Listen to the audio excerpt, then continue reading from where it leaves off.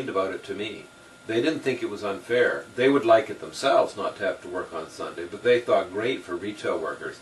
The people who pushed this were the big box stores, the big retail stores, the Halifax Chamber of Commerce, and then people like teachers and bank managers who had Sunday off and who wanted to go shopping on Sunday. Oh, this is how this come about.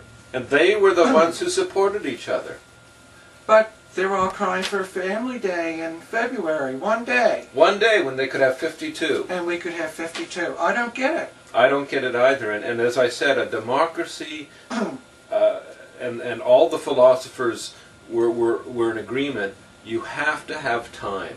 Because if you don't have time to talk to your neighbor about an issue, high-speed internet, for example, which is an issue in your area right now. Yeah, I don't have it. If you don't have time to talk to your neighbor, then you don't have time to organize, you don't have time to get politically active, right? If you don't have a common time when you can get together.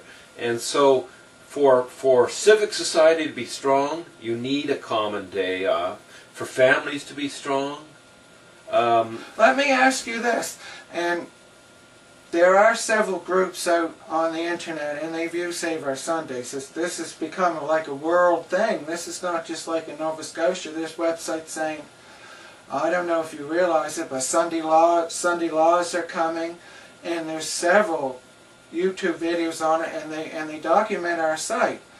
And my point is, we're not promoting Sundays as religious day.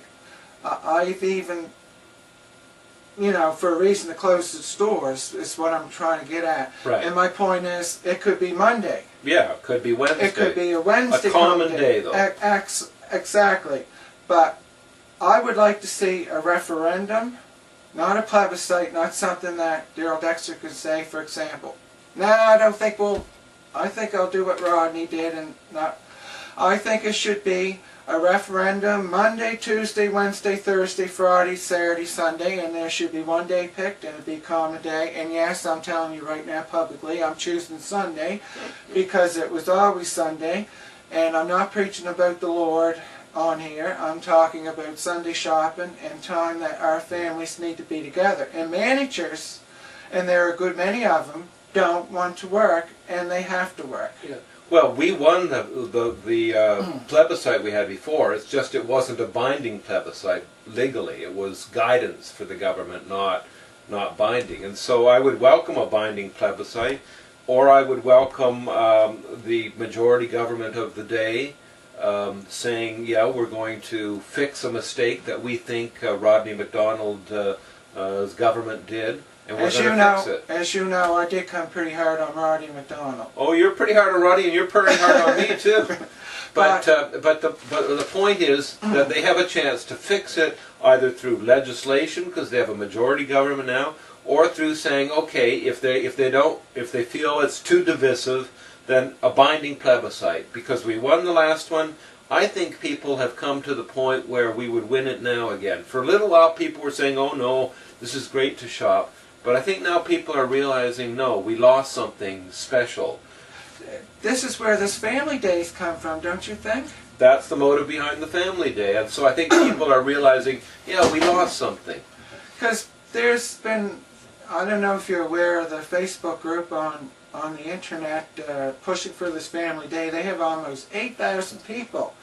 And there are quite a few comments about, oh, one day would be nice since we lost our Sundays. I mean, it's really kind of sad, isn't it? It's kind of sad, yeah, for one day for 52. But I think there was after Sunday shopping was allowed, I noticed a lot of people went out shopping on Sunday, and this was all great.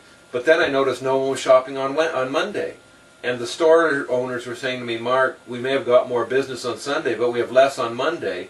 We don't like this, Don't you think, with the media, it's been said over and over and over about Sunday shopping, that after a while, people are doing something, it's something like brainwashing.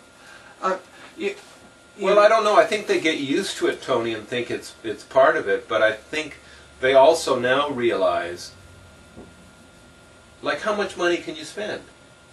I mean, how often can you go shopping? If I have $200 a week, I'm not going to have any more on Sunday. No. And I think people, and as you say, the 8,000 people who want a family day, I think they've realized there are important things. Time, to spend time with your family, to read a book, to go walking, to talk with your neighbor about some issue that's important in the community, that those things are very, very important. And as I said, across Canada, I had people from Alberta, Ontario phoning me, and I know you've had contact saying, what you have in Nova Scotia is special, don't lose it, because once you lose it, you'll never get it back. Well, let's hope that they're not right about getting it back. Let's hope we can get it back. This is what gets me. They look at you and say, you can't get it back. Don't we live in democracy? Right. Why can't we get it back? We could get it back. And as public mood shifts and begins to realize that, hey, you know, we lost something special. And I think the public mood has shifted. Did you ever know anyone to smoke in your life? Do you know any smokers? Yes. Do you remember how one time it was cool to smoke? Yeah, and now it's not cool. Now it's not. And I think the public mood is shifting. For a little while there, it shifted for Sunday shopping. But once they got it, I think they realized, hey, this isn't that great after all. What mistake? What are we doing? And I think the public mood is shifting against it now. And I think as evidence of that is those 8,000 people voting for a family day. Exactly. But anyway, the work goes on. I want to commend you, Tony, and SOS in the work that you've done, and reiterate that there is no legislative reason why we cannot have a ban on Sunday shopping. So we can close the stores. We can close the stores legislatively. What needs to happen, it needs to be done through legislation in the House of Assembly, not regulation. That the judge was clear on that. But we could do that if the legislature wants to do it, or if they want to have a binding referendum on it. Because the judge clearly spoke here, and the two lawyers for the two grocery chains. Well, what this application is about, or not about, social or political considerations. It's not about the appropriateness of Sunday shopping, nor is it about the power of the legislature to pass an act dealing with Sunday shopping. This case, the application is about one fact, and it is about the scope of Cabinet's power and to pass the regulations pursuant to the act. Yeah, and that's what I'm saying. Cabinet, the judge didn't say the legislature couldn't pass legislation. He said Cabinet can't do it. They have to go and have a law set in the legislature. It can't be done in a sneaky, quiet way. It has to be a law.